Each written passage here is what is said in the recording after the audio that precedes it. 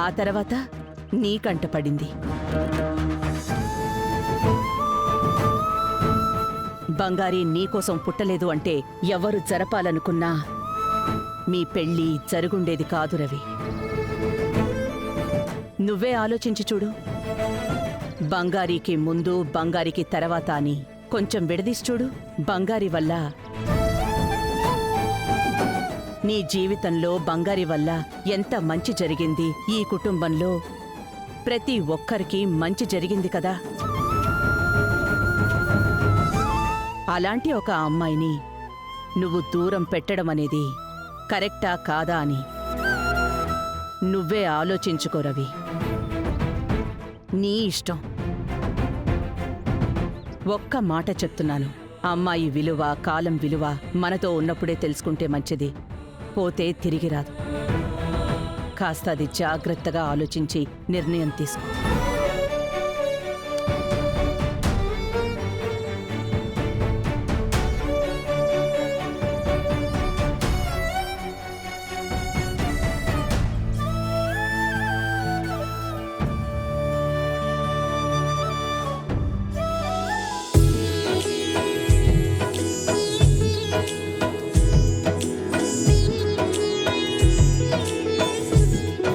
అందరూ వినండి.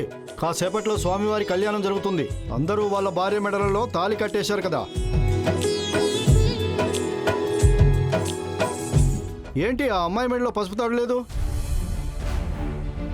ఆ అమ్మాయి వాళ్ళైన తాళి కట్టను అని మొండికేస్తున్నాడు. కాదమ్మా, ఈ ఆచారం మీద నమ్మకం లేని వాళ్ళు, ఆచారం పాటించని వాళ్ళు స్వామివారి కళ్యాణంలో పాల్గొనకూడదు. అది దైవద్రోహం అవుతుంది. మీరు సభ వదిలి వెళ్ళిపోండి. అయ్యా, నేను తాళి కడతాను.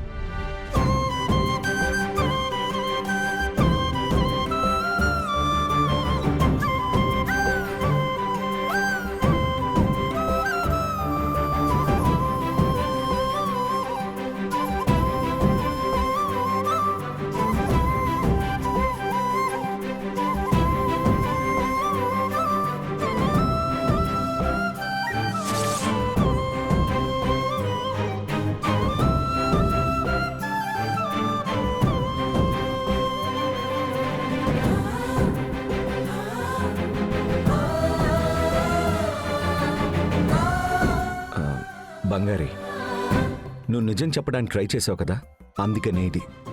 నేను పూర్తి ఇష్టంతోనే నీకు తాళి కట్టాను.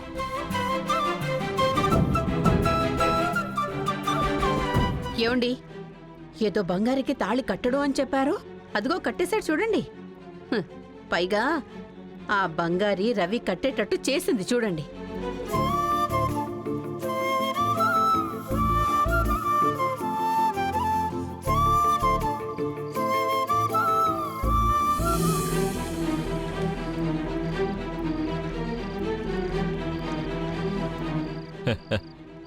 అమ్మా బంగారీ,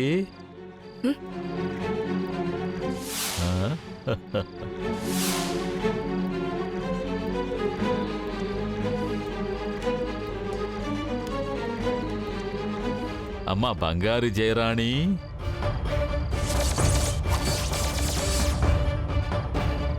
కొంచెం ఇలా ముందుకొస్తారా?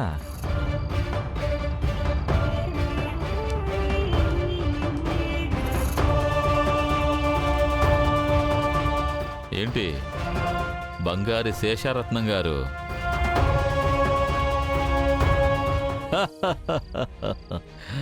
మీ నాన్న పేరు వినగానే నీ మనసు ఉరకలేస్తుందా? ఉరకలేస్తుందిలే. ఎందుకంటే నీ ఒంట్లో ప్రవహించేది కూడా జయరాణి శేషారత్నం రక్తమే కదా. ఉరకలేస్తుందిలే. ఏం లేదు, మీ అమ్మ జయరాణి మీద ఒక చిన్న డౌట్. మీ నాన్న ఎక్కడున్నాడు అనే తెలియలేదు. అందుకే నాకు తెలిసిన ఒకతనికి చేతిలో కొంచెం డబ్బులు పెట్టి జయరాణి గురించి, అదే మీ అమ్మ గురించి కనుక్కోమని చెప్పాను. వాడు మీ ఊరి దాకా వెళ్ళాడు. జస్ట్ ఇప్పుడే వచ్చాడు. మీ కుటుంబం గురించి అన్ని విషయాలు టకా టకా టకామని చెప్పేశాడుగా.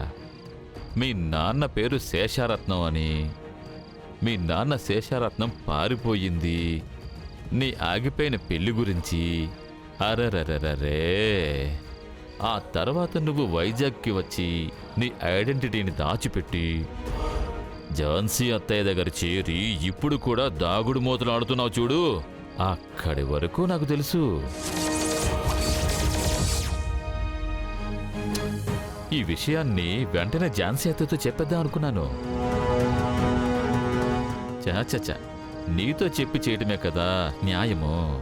అందుకే అనుకున్నాను గాని చెప్పలేదు. ఏంటి బంగారి, ఏం చేద్దాం?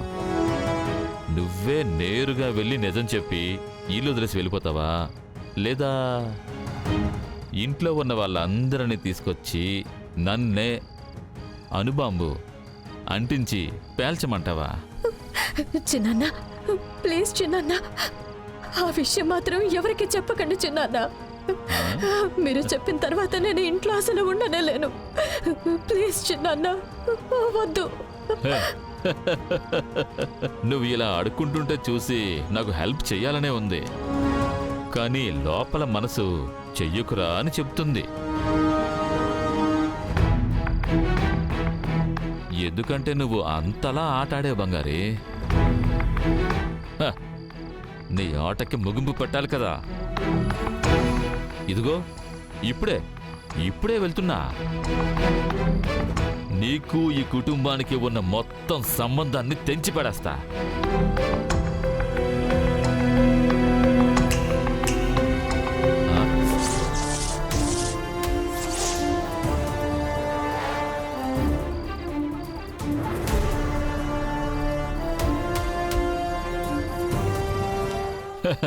ఏంటి చిటికలేస్తున్నా?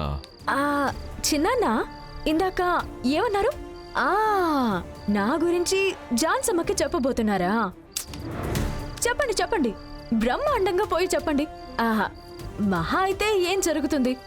ఒకటి, నన్ను ఆవిడ మనవరాలు అని సంతోషంగా ఒప్పుకుంటారు, లేదంటే బయటికి పో అని నన్ను తరిమేస్తారు. ఈ రెండింటిలో ఏదో ఒకటి జరుగుతుంది. ఆవిడ నా మీద ప్రాణాలే పెట్టుకున్నారు. ఆ తర్వాత నేనే ఏదో ఒకటి చేసి జాన్సమ్మ మనసు మార్చి మళ్ళీ ఇంట్లోకి వచ్చేస్తాను. కానీ మీ కథ తెలిస్తే ఏమవుతుందో తెలుసా? ఏం కథ చెప్తావు నువ్వు? చెప్పినా ఏమర్థమవుతుంది? ఏమవుతుందా? చిన్నాన్న, ఏంటి చిన్నాన్న, మీరేదో మంచి వాళ్ళలాగా మాట్లాడుతున్నారు. ఎన్ని ఫ్రాడ్లు చేశారు, అది కూడా ఎవరితో కలిసి? ఆ కాళోజీనాథ్తో కలిసి. ఏంటి కాళోజీనాథా? నేను తనని కలిసిందే లేదే. బా, సూపర్ యాక్టింగ్ చేస్తున్నారు చిన్నాన్న. కోపం తెప్పించేలా కామెడీ చేయకండి.